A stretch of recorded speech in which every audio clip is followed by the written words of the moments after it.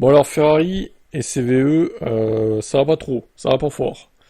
Face à un marché électrique jugé très fileux dans le domaine du luxe, Ferrari a choisi de ralentir la cadence de sortie de ses modèles électriques. Le second modèle arrivera à la fin de la décennie. Bon. Alors, le premier modèle devait faire son apparition en 2025, suivi dès 2026 par une seconde offre. Le plan a déjà été largement modifié puisque la première Ferrari électrique ne sera finalement présentée qu'au printemps 2026. Ah oui. Ça devait être présenté en octobre 2025 et du coup c'est printemps 2026. Ok. Et les premiers clients seront livrés à l'automne de la même année. Cette première Ferrari dépourvue de moteur essence sera un modèle dans la lignée du Puro Sangue, même si Maranello se refuse à utiliser le terme SUV. Le second véhicule devrait être une pure sportive. Son report n'est clairement pas une surprise. Ce qui l'est plus, c'est l'ampleur du retard.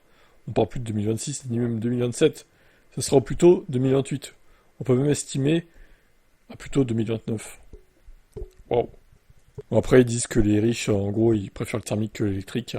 Les ultra riches, ils s'en foutent de l'écologie, ce qui est vrai, hein, parce qu'ils prennent des jets privés, ils prennent des grosses voitures qui consomment beaucoup, ils ont un bilan carbone désastreux, ils s'en foutent de l'écologie, on peut le dire, hein. Clairement, nous, on nous dit, faites des efforts, vous, la plèbe, mais pendant ce temps-là, t'as les gros riches qui détruisent la planète, quoi. Non mais c'est terrible, hein. C'est la réalité, hein. Bon, bref. Tout ça pour dire que la Ferrari électrique, eh ben, au mieux, elle arrivera printemps 2026. Donc Charles Leclerc et Lewis Hamilton, évidemment, seront là, je pense, au reveal de cette Ferrari Elec. Dommage, j'aurais préféré qu'il fasse ça dès fin de 2025. Mais bon, il va falloir attendre encore. Dommage, dommage. Lancia dévoile le tarif de sa Ypsilon HF. Donc la version performance, en gros, de la Lancia Ypsilon. 280 chevaux, bah, c'est le même moteur que la Peugeot i208 GTI, tout simplement.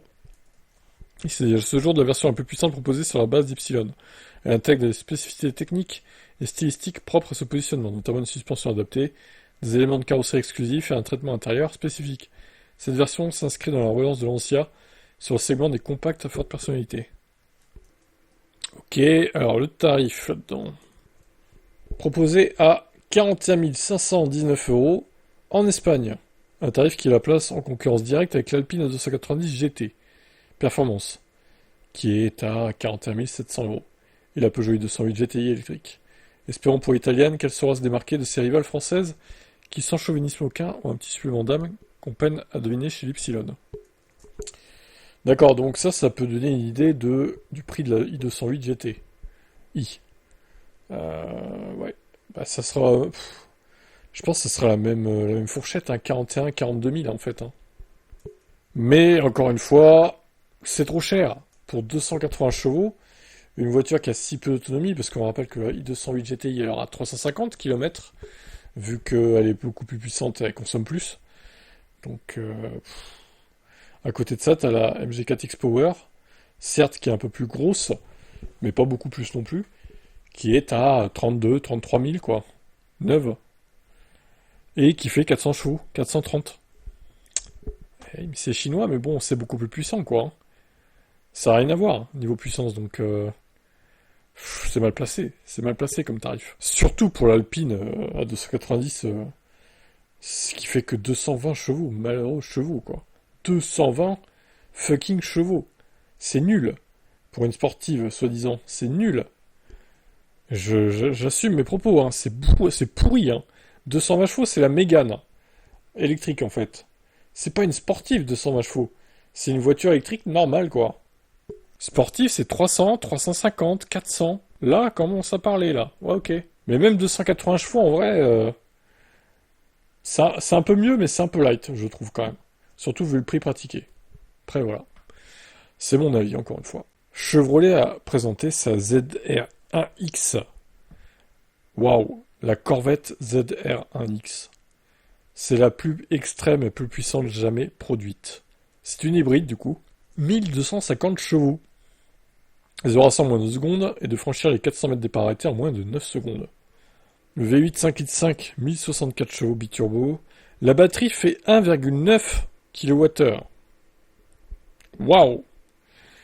Mais délivre désormais une puissance accrue grâce à une tension plus élevée. Le moteur avant a atteint 196 chevaux et reste actif jusqu'à 257 km/h. Attends, mais Avec une batterie de même pas 2 kWh, ils arrivent à sortir 186 chevaux. C'est incroyable, hein. Comment ils font, quoi?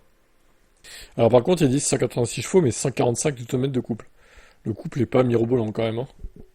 C'est d'ailleurs très faible pour les chevaux annoncés. Mon avis, les chevaux, ils sont un peu pipotés, mais bon. On est plutôt autour des 100-110 à mon avis que 186, hein. La batterie est tellement petite que bon, ça m'étonne hein, quand même. Bon après voilà, le reste, de toute façon c'est pas une nouvelle voiture électrique, j'en parle parce que les hybrides, mais bon. Je voulais aussi en parler parce que j'aime bien Chevrolet et que la Corvette elle est culte quand même. Mais là quand même, ils ont fait fort, hein. 250 000 dollars par contre, le tarif a priori. Un prix élevé certes, mais encore loin de celui des hypercars européennes et chinoises dont la ZR1X entend bien défier les performances. Ouais, elle arrivera pas en Europe, je pense pas. Ou alors en import, mais non officiel, quoi. Elle se prendrait un malus énorme. Elle a des airs de McLaren, un peu. Surtout la grise derrière, là. Sans le gros aileron, je trouve. Alors, vous en pensez quoi de ce monstre de puissance? Chez BMW et Mini, vous pouvez donc regarder Canal+, dans votre voiture. Et oui, le truc bien inutile, quoi, en fait. Sachant que tu as l'appli Canal sur ton smartphone, en fait, ou ta tablette. Quel intérêt d'avoir ça dans la voiture? Je... Grâce au BMW Operating System 9 disponible sur la dernière génération de modèles comme les BMW série 1, X1 et X2, ou les Mini Cooper ou Countryman, les passagers, et éventuellement les conducteurs, mais uniquement à l'arrêt, pourront accéder à toute l'offre Canal+. Oui, alors qu'avec le smartphone, tu colles ton smartphone avec des trucs ventouses ou je sais pas quoi sur le tableau de bord, tu fous Canal et tu regardes la télé pendant que tu roules en fait. Hein. Y a rien de bloqué. Hein. Donc c'est encore mieux sur le smartphone au final. Pensée pour les pauses, les temps de recharge ou les instants d'attente à destination, cette intégration illustre la volonté des constructeurs de faire du temps passé en voiture un moment plaisant, et non plus une simple transition du point A à un point B. C'est si beau comme communiqué de presse.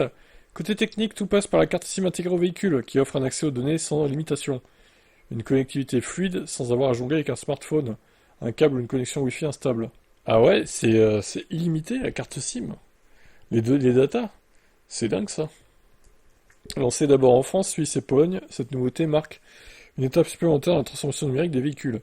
Et dans cette course à l'expérience utilisateur, le groupe allemand joue une nouvelle carte maîtresse intelligente en s'associant avec un géant comme Canal.